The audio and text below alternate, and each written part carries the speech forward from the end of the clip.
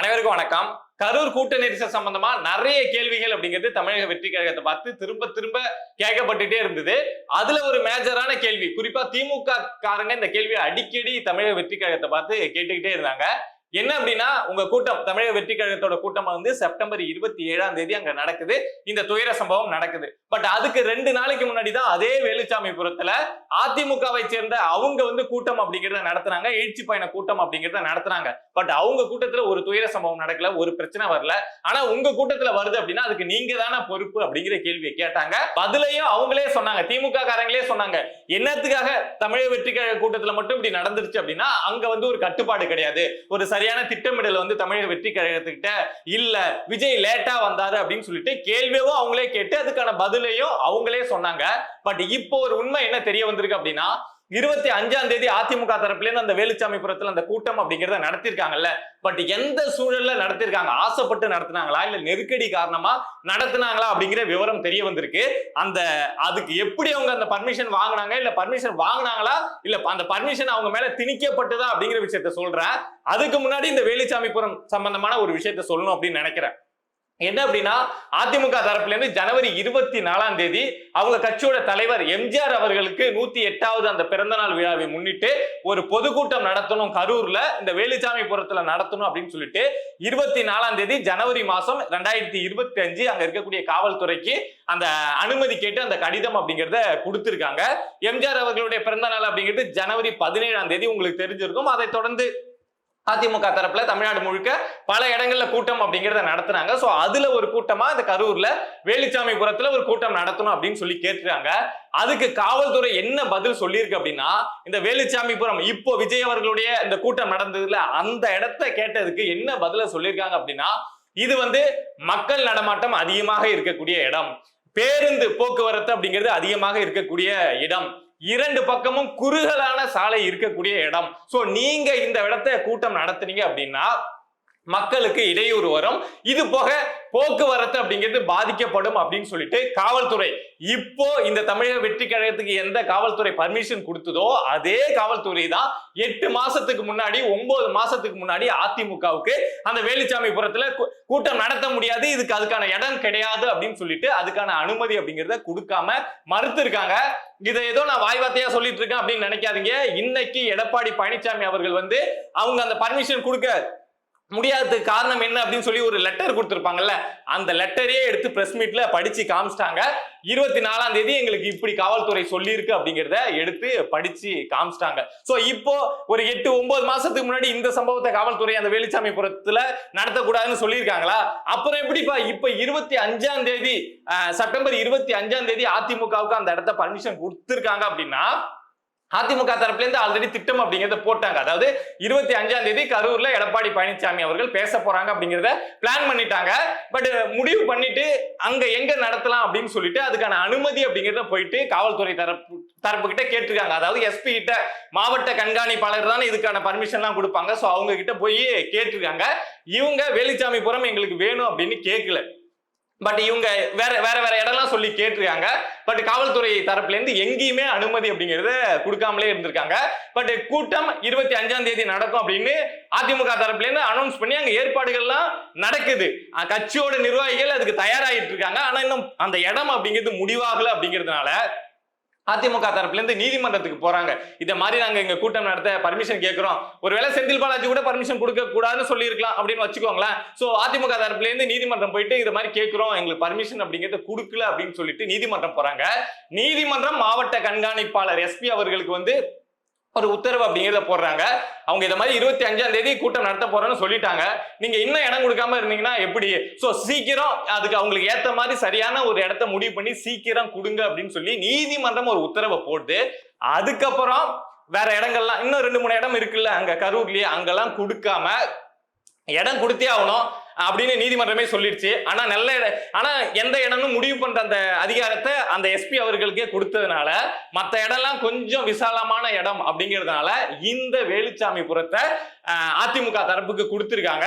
அதிமுக வந்து திரும்ப ஃபைட் பண்ணி எங்களுக்கு இந்த இடம் வேணாம், இந்த இடம் போதுமான இடமா இருக்காது, இங்க வந்தா எங்க தொண்டர்கள் பாதிக்கப்படுவாங்க, கூட்ட நெரிசல் அதிகமா ஏற்படும் அப்படின்னா திரும்ப ஃபைட் பண்ணி நீதிமன்றம் போயிட்டு வரணும் அப்படின்னா அந்த 25ஆம் தேதி அந்த கூட்டத்தை நடத்த முடியாது. அப்புறம் அதை வந்து மாத்தி வைக்கிற மாதிரி இருக்கும். சோ வேற வழியே இல்லாம ஒரு கட்டாயத்தின் பேர்ல தான் 25ஆம் தேதி அங்க அதிமுக தரப்புல அந்த கூட்டம் அப்படிங்கிறது நடத்தப்பட்டிருக்கு. இவ்வளவு நாளா திமுக காரங்க கேட்டுக்கிட்டே இருந்தாங்களே ஒரு கேள்வி, அதிமுகவுல நடத்த முடியுது, தாவேகாவால ஏன் நடத்த முடியல அப்படின்னு. இப்போ அந்த கேள்விக்கான பதில் அப்படிங்கிறது கிடைச்சிருச்சு. இன்னைக்கு காலையில இருந்துங்க சட்டப்பேரவையில ஒரு பெரிய சம்பவம் அப்படிங்கிறது இந்த கரூர் பிரச்சனை சம்பந்தமா போயிட்டே இருக்கு. சட்டப்பேரவையே இன்னைக்கு சரியா நடக்கல அப்படின்னு வச்சுக்கோங்களேன். ஏன்னா இன்னைக்கு காலையில அதிமுக உள்ள போறப்பவே ஒரு முடிவோட தான் போயிருந்தாங்க. அதாவது கையில எல்லாம் கருப்பு கலர் பேண்ட் போட்டுக்கிட்டு இந்த இஷ்யூ எடுத்து சட்டப்பேரவையில விவாதிக்கணும். சும்மா எப்பொழுதும் திமுக அந்த மாயாஜால வேலை பண்ற மாதிரி ஏமாத்திட்டு எல்லாம் போக முடியாது, விவாதிச்சு ஆகணும் அப்படிங்கிற ஒரு முடிவோட தான் இன்னைக்கு காலையிலேயே உள்ள போனாங்க. அவங்க போன தோரணை, அவங்க கையில அந்த கருப்பு கலர் பேண்ட் அந்த வருத்தம் தெரிவிக்கிற மாதிரி போயிருந்தது எல்லாமே நமக்கு தெரிஞ்சுது. பட் சரி போயிட்டு என்ன பண்ணுவாங்க அப்படின்னு நம்ம வெயிட் பண்ணிட்டு இருந்தா வழக்கம் போல அதிமுக தரப்புல இருந்து கேட்கிறாங்க, எடப்பாடி பழனிசாமி அவர்களே கேட்கிறாங்க, எதிர்கட்சி தலைவர் இல்லையா. சோ அவங்க வந்து இத மாதிரி இந்த கரூர் கூட்ட நெரிசல் இந்த துயர சம்பவம் அப்படிங்கிறது ரொம்ப ஒரு முக்கியமான சம்பவமா ஆயிடுச்சு, இதுல அரசு நிறைய இடத்த தோல்வி ஆயிருக்கு அப்படின்னு நாங்க நினைக்கிறோம், சோ அது சம்பந்தமா நாங்க விவாதிக்கணும் அப்படின்னு சொல்லிட்டு அப்பாவு அவர்கள்ட்ட சபாநாயகர் அவர்கள்கிட்ட கேள்வி அப்படிங்கிறத கேட்கிறாங்க. நமக்கு தெரியும் அப்பாவு எப்போதுமே வந்து அப்பாவுக்கு தான் சப்போர்ட்டா இருப்பாரு. அது சபாநாயகர்னா நடுநிலையா தான் இருக்கணும். பட் நம்ம அப்பாவு கிட்ட நம்ம அதை எதிர்பார்க்க முடியாது. அவர் அப்பாவுக்கு தான் சாதகமா இருப்பாரு. அவர் அப்பாவு என்ன சொல்றாரு அப்படின்னா, சரி நான் சொல்றேன், நான் கொஞ்சம் டைம் கொடுங்க, அப்படி பண்ணுங்க அப்படின்னு கொஞ்சம் நேரம் கடத்துறாரு. கடத்துற உடனே ஸ்டாலின் அவர்கள் வந்து அதை பத்தின சில விளக்கம் அப்படிங்கறத கொடுக்கிறாரு. பட் எடப்பாடி பழனிசாமி அவர்களுக்கு அந்த நேரம் அப்படிங்கிறது கொடுக்கப்படல. அதாவது அவங்க தரப்பு நியாயங்களை மட்டும் சொல்வதற்கான நேரம் அப்படிங்கிறது கொடுக்கப்படுது. பட் எதிர்கட்சிகளுடைய கோரிக்கை, இவங்க கேட்கக்கூடிய அந்த கேள்விகள் அப்படிங்கிறது அதுக்கான நேரம் அப்படிங்கிறது கொடுக்கப்படல. சோ இந்த இஷ்யூ ஆரம்பிக்கிறப்பவே பொதுவா என்ன பண்ணுவாங்க அப்படின்னா, இந்த மாதிரி சட்டப்பேரவையில ஒரு பிரச்சனை வருது அப்படின்னா உடனே லைவ கட் பண்ணிடுவாங்க. வழக்கம் போல இதுக்கு முன்னாடி எடப்பாடி பழனிசாமி அவர்கள் இது சம்பந்தமா நிறைய முறை குற்றச்சாட்டு அப்படிங்கிறத வச்சிருக்காங்க. உள்ள என்ன போனா என்ன, மக்கள் தானே பாக்குறாங்க, பார்க்கட்டும், ஏன் லைவ கட் பண்றீங்க அப்படின்னு கேட்டிருக்காங்க. பட் அதெல்லாம் கேட்டா திமுக என்ன காதுல வாங்கிக்குவாங்களா என்ன? அதே மாதிரி இன்னைக்கும் லைவ் அப்படிங்கறத கட் பண்ணிட்டாங்க. சோ அதிமுக தரப்பு ரொம்ப காண்டாயிட்டாங்க. இங்க உள்ள என்ன நடக்குது அப்படிங்கிற இனிமே நம்ம என்ன கேள்வி கேட்டாலும் என்ன இது பண்ணாலும் வெளியில போய் சேராது. திமுக அவங்க மீடியாக்களை வச்சு அவங்க பேசுனதுதான் நியாயம் அப்படிங்கிற மாதிரி வெளியில பரப்பிடுவாங்க. அப்படிங்கிறதுனால என்ன நினைச்சாங்களோ அதிமுக வந்து நாங்க தர்ணா போராட்டம் நடத்த போறோம் அப்படின்னு சொல்லிட்டு சட்டப்பேரவையில இருந்து எழுந்து வெளியிலேயே வந்துட்டாங்க. ஆனா வெளியில வந்துட்டு அது ஒரு பெரிய வெற்றி கிடையாதுல்ல. திமுக அவங்க என்ன நரேட்டிவ் செட் பண்ணணும்னு நினைக்கிறாங்களோ அதை செட் பண்ணிடுவாங்கல்ல. பட் அதிமுக அங்க என்ன நினைக்கிறாங்க அப்படிங்கிற விஷயத்த சொன்னாதானே அது மக்கள்கிட்ட போய் சேரும். சோ வெளியில வந்து எடப்பாடி பழனிசாமி அவர்கள் ஒரு விரிவான பிரஸ் மீட் அப்படிங்கிறத கொடுக்குறாங்க. கொடுக்கிறப்போ பல கேள்விகளுங்க, அதாவது ஒரு சாதாரண மனுஷனுக்கு இந்த வழக்குல வந்து எவ்வளவு கேள்விகள் இருக்கும். சோ அந்த கேள்விகள் எல்லாத்தையுமே எடுத்து வச்சிருக்காங்க. சிம்பிளா சொல்லணும் அப்படின்னா, இன்னைக்கு எம்.கே. ஸ்டாலின் அவர்கள் வந்து இந்த சட்டப்பேரவையில பேசுறப்போ மொத்தம் 650க்கு மேற்பட்ட காவலர்கள் அங்க பாதுகாப்பு பணியில இருந்தாங்க அப்படின்னு சொல்லியிருக்காங்க. பட் இதை குறித்து ஏடிஜிபி அவர்கள் இந்த சம்பவம் நடந்த உடனே பேசினப்போ 500 காவலர்கள் நாங்க பாதுகாப்புக்கு கொடுத்திருந்தோம் அப்படின்னு பேசினாங்க.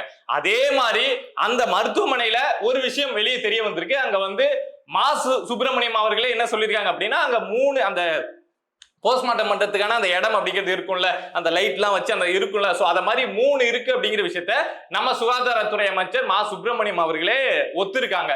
அப்படிங்கிறப்போ 3 ஸ்லாப வச்சு எப்படி ஒரு 3 மணி நேரத்துக்குள்ள 31 பேருக்கு வந்து போஸ்ட்மார்ட்டம் அப்படிங்கறத பண்ணீங்க. அதுக்கு மாசம் என்ன சொல்லியிருந்தாரு அப்படின்னா 22 மருத்துவர்களை வச்சு பண்ணோம் அப்படின்னு சொல்லியிருந்தாங்க. சரி, 22 மருத்துவர்கள் வந்தாங்க, எங்க இருந்தோ வந்திருந்தாங்க, இல்ல ஆல்ரெடி நீங்க திட்டமிட்டு வர வச்சிருந்தீங்களோ நம்ம வந்திருந்தாங்கன்னு வச்சுப்போம்.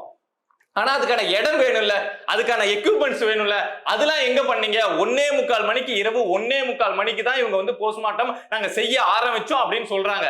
ஆனா காலையில 4:30 மணிக்கு எம்.கே. ஸ்டாலின் அவர்கள் அங்க அவங்கள பார்வையிட போறப்போ அத்தனை பேரை வந்து வரிசையா படுக்க வச்சிருந்து போஸ்ட்மார்ட்டம் முடிச்சு படுக்க வச்சிருந்தாங்க. இதெல்லாம் எப்படி நடந்தது? ஏற்கனவே ஏதோ திட்டமிட்டு நடத்துற மாதிரில இதை பாக்கிறதுக்குலாம் இருக்கு அப்படிங்கிற சந்தேகத்தை மீண்டும் வலுவா எதிர்கட்சி தலைவரா எடப்பாடி பழனிசாமி அவர்கள் அந்த பிரஸ் மீட்ல வைக்கிறாங்க.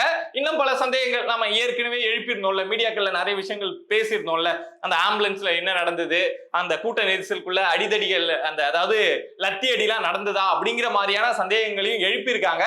இது சம்பந்தமா கிட்டத்தட்ட ஒரு மணி நேரம் இந்த விஷயம் எல்லாரும் கொஞ்சம் மறக்கிற மாதிரி இந்த டைம்ல திரும்ப இந்த விஷயத்த புதுசா பல கேள்விகள் அப்படிங்கிறத கேட்டிருக்காங்க.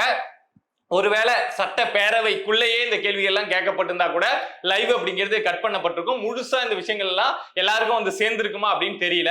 பட் அவங்க லைவை கட் பண்ணி நேரம் ஒதுக்காம போனதுனால வெளியில வந்து பிரஸ் மீட் கொடுக்கப்பட்டதுனால இப்ப திரும்ப இந்த விஷயம் அப்படிங்கிறது, இந்த கரூர் சம்பவம் அப்படிங்கிறது எல்லார் மனசுலயும் ஆமா அப்படி நடந்துருச்சு, அந்த வலி கொஞ்சம் கொஞ்சமா குறையிற டைம்ல ஆமா அப்படி நடந்துருச்சு அப்படிங்கிற வழியை இப்போ இன்னைக்கு நடந்த சம்பவம் அப்படிங்கிறது அதிகமாக்கி விட்டுருக்கு. உடனே எல்லாருக்கும் ஒரு கேள்வி அப்படிங்கிறது வரலாம். அதுதான் சிபிஐ விசாரிக்கிறாங்கல்ல, இந்த வழக்கை சிபிஐ விசாரிக்கிறாங்க. விசாரணை அப்படிங்கிறது தொடங்க போகுது. உச்ச நீதிமன்றமே உத்தரவை போட்டாங்க. அப்புறம் என்னத்துக்கு இந்த நேரத்துல வந்து இத மாதிரி சட்டப்பேரவையில இது சம்பந்தமா விவாதம் நடத்தணும் அப்படின்னு கேட்கணும், இது சம்பந்தமா என்னத்துக்கு பிரஸ் மீட் கொடுக்கணும் அப்படிங்கிற கேள்வியை யாராவது கேட்கலாம். ஆனா இந்த நேரத்துல இது பேசப்பட வேண்டியது அப்படிங்கிறது, சட்டப்பேரவையில விவாதிக்கப்பட வேண்டியது அப்படிங்கிறது ரொம்பவே முக்கியம். ஏன் அப்படின்னா இந்த வழக்கு எப்ப முடியும்னு நம்மளால சொல்ல முடியாது. சிபிஐ இது சம்பந்தமா விசாரிச்சு எப்போ வந்து சார்ஜ் ஷீட் ஃபைல் பண்ணுவாங்க, இதுல என்னென்ன நடந்திருக்கு அப்படிங்கிற விஷயத்த எப்ப வெளியில கொண்டு வருவாங்கன்னு யாராலுமே இங்க வந்து இப்பதான் சொல்லுவாங்க அப்படிங்கிற மாதிரி சொல்லவே முடியாது. 6 மாசம் ஆகலாம், இல்ல 1 வருஷம் ஆகலாம், இல்ல 2 மாசம் கூட ஆகலாம், எது வேணாலும் நடக்கலாம். பட் ஒரு 6 மாசம் ஆகுது அப்படின்னா அதுக்குள்ள அந்த தேர்தல் அப்படிங்கிறதே வந்துடும்.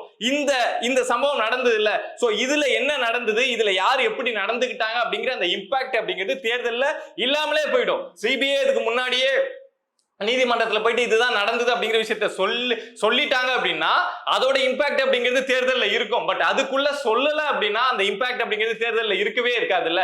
எல்லாரும் மறந்துட்டு யாரு விஜய் மேல தப்பா இல்ல தமிழ்நாடு அரசு மேல தப்பா அப்படிங்கிற அந்த மனநிலையிலேயே போயிடுவோம்ல.